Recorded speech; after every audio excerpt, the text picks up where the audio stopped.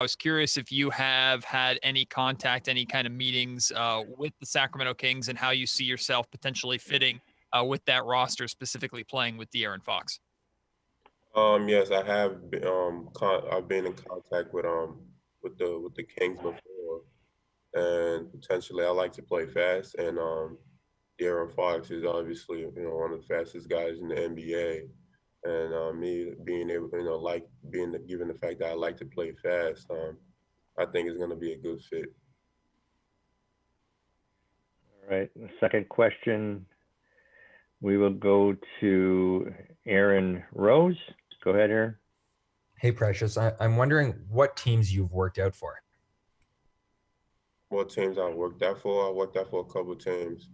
I worked out for the Wizards, Celtics.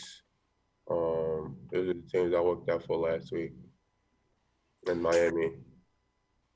And I'm wondering, this seems like a special draft for people of Nigerian background. There's a bunch of guys like yourself in the draft. What does that mean to you to see so many guys succeeding at the next level?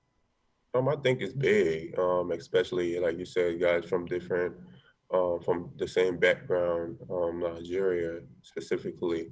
It just shows that it's a big, talent culture in Nigeria when it comes to basketball and athleticism, and athletes as a whole in general, whatever sports that we're involved in. And it just speaks of how competitive we are, and just our willingness to be better whatever we do. Next question, we'll go to Jason Moons. Go ahead, Jason. Morning, Precious. My question is, just over the last several months, how much Penny has sort of helped you prepare. I mean, I know we've talked about what he did while you were at Memphis, but how much has he helped you prepare since you left? Yeah, we talked a lot. I've been back in Memphis a couple times since after I left. Every time I've been back there, or even whenever I'm back in New York, we talk a lot. Talk about just the next level, the next how to be prepared. He helped prepare me a lot of times. What to say and stuff like that. He's been such a big help for me. This whole process. Appreciate it. Thank you. Next question will go to Mark Medina. Go ahead, Mark. Hey, Mark Medina here, USA Today. Thanks for doing this. What have been your most interesting experiences during this whole pre-draft process, given how unique it's been with the setup because of the pandemic? Just my most interesting experience probably being the time management. We have a lot of time in our hands through this whole process, and just being able to manage that time wisely, have a routine and stick to it, and know, that you're gonna be doing it for a while. But just that mental focus, that mental toughness to keep doing the same routine, for a long time, and just looking forward to the day that it's eventually gonna pay off. We'll go to Fred Katz. Go ahead, Fred. Hey, Precious. I'm just curious. You're very versatile defensively, switchy, guard a lot of positions, all that kind of stuff. What is your process in studying on defense, preparing for defense, studying other personnel, all that kind of stuff? I'm a type of player where if I'm about to play someone, I like to go know their tendencies, like what they like doing, where they like going. They like going right, left. They like showing off 1 foot, 2 foot, stuff like that.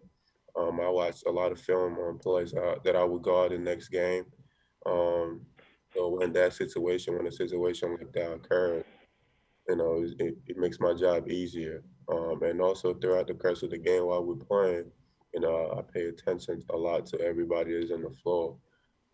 Just being able to just see where they're getting their shots off from, where they like going their sweet spots on the floor, and just being able to if I'm in a position where I have to guard them, being able to take those away from them or make it difficult.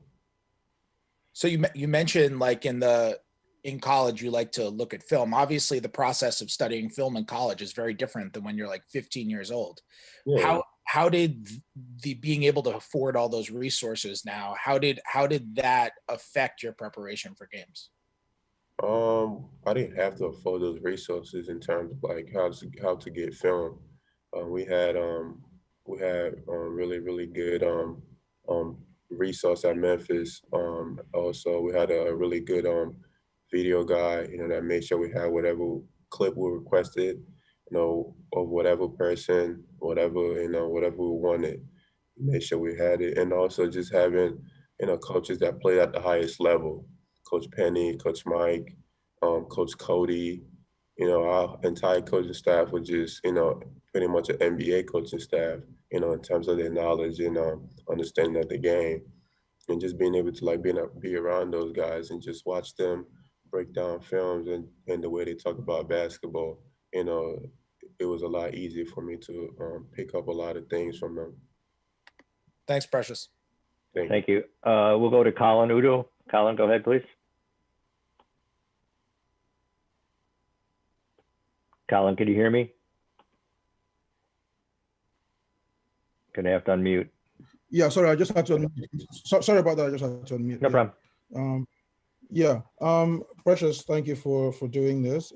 Someone has mentioned earlier that you are one of a group of Nigerian players of Nigerian origin who are in the draft for this year. So I'd just like to ask you, what does that mean to you personally and to your brother who came here before you? And do you feel like, when you look at players like Hakeem and so on who have come to the NBA and done very well, does it make you feel like an ambassador for the country? And does it put maybe extra burden on you to maybe do well as the players who have come before you?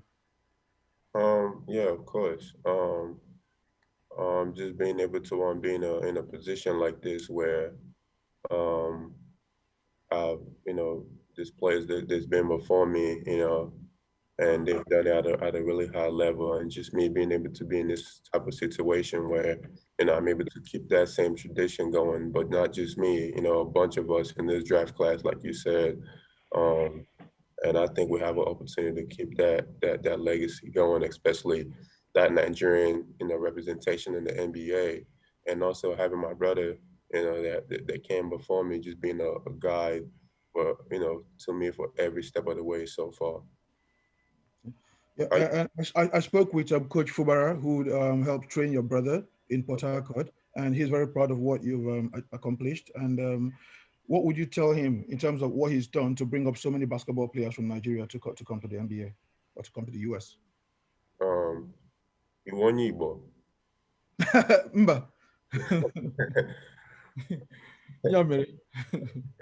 Yeah, but Coach Fubara, he helped my brother, like you said, trained my brother.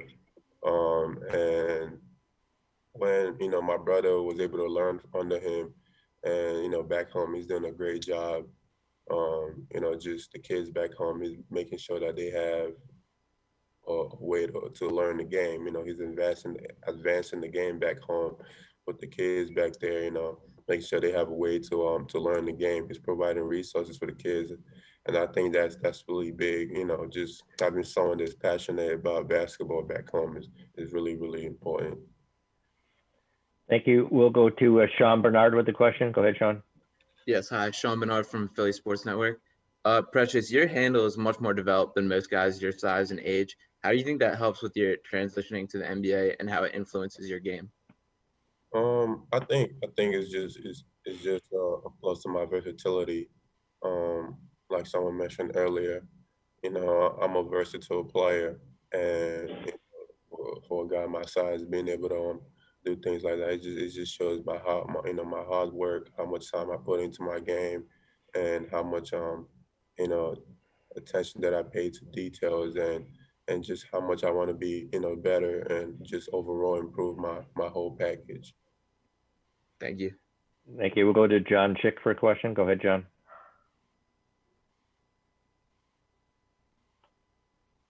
Still there, John? All right, I guess not. So we will go to Rylan Stiles. Go ahead, Rylan. Hey, Precious, I was wondering, whenever we had the pre-combine interview, you said that you talked to the Oklahoma City Thunder. I was wondering how many times have you talked to them since then, and if any, and if you've had any workouts or anything with them? Yeah. I've spoken to a lot of teams through this whole process, and yeah, I've had last week and this week I've been having my workouts. I had Washington, I had Boston, I had Miami so far. Thank you. We'll now go to Zach Braziller. Go ahead, Zach. Precious, I mean, you thought at all about your journey? You know, you come here in the 8th grade and now here you are in the, you know, ready to get drafted. I mean, was this something when you came over to America that you thought or dreamed about happening, and kind of what's the journey been like? Yeah, I think about my journey every day. I think that's what makes me who I am. That's what gives me that drive to keep going every day. Just looking back at where I'm from, um, you know, the things I've been able to accomplish up to this point. You know, that's what fuels me every day to keep going. And you know, it got to a point in my career, like you said, in 8th grade. I didn't think I was going to be here in 8th grade. I mean, I wanted to be here, uh, but I didn't really realize I was gonna be, you know, I could put myself in a position to be here someday. Until I was a sophomore in high school. You know, that's when I kind of realized, like, hey, you know, I got a chance to put myself in a conversation one day. What made you? Do you remember what made you want to come over to America in the first place? Like, was it your brother? Like, what happened that really started that process? I'm very competitive. You know, I was playing basketball back home against the kids my age, and frankly, I was better than the kids, and I just felt like, you know what, I want to play against better competition. Um, and you know, basketball competition here in America is better than any other place in the world. So I wanted to be, you know, come to a place where I get to go against the best. You know, that's just the competitive side of me. And you know, I made that decision, you know, with the help of my parents, of course, you know, for letting me go, you know, trusting my brother. Um, and you know, that's really what led to that decision. Thank you. We'll go to Alder Almo. Go ahead, Alder. Hi, Precious. I appreciate this. Can you take us inside on how Coach Penny coached you in Memphis and what did he bring to your game? Yeah, of course. Coach Penny, you know, he let us play a lot. He was a very versatile player. He let us be versatile also, especially guys like me, you know, DJ Jeffries, Lance Thomas, you know, just really every player on the team. You know, he let us be versatile, be able to, you know, showcase everything in our game. And I think that was what helped us to really learn the game a lot faster, you know, and gain better understanding of the game. All right. Let's go to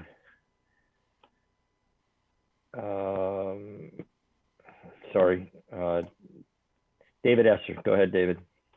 Hey, Precious. David Ezra here with Philly Sports Network. I know you mentioned Washington, Boston, and Miami as the main teams you've worked out for. Have you had any contact with the Philadelphia 76ers up to this point? Yes, I've spoken to them via Zoom. Awesome. Thank you so much. Thank you. We'll go to Adam Zagora. Go ahead, Adam. Adam, do you have a question? Hey, Precious, how you doing, buddy? Thank you. What's up, Adam? Hey, how you doing, man? Hey, I'm telling a story just on you know, your high school teams and your coaches. Can you just say a little bit about how Mark Taylor at St. Benedict's kind of helped you, and also Kevin Boyle at Montverde? Yeah, of course. Mark Taylor at St. Benedict's was, you know, he was a really good coach. He was a coach that was willing to let me develop, let me be versatile, you know, just like Penny.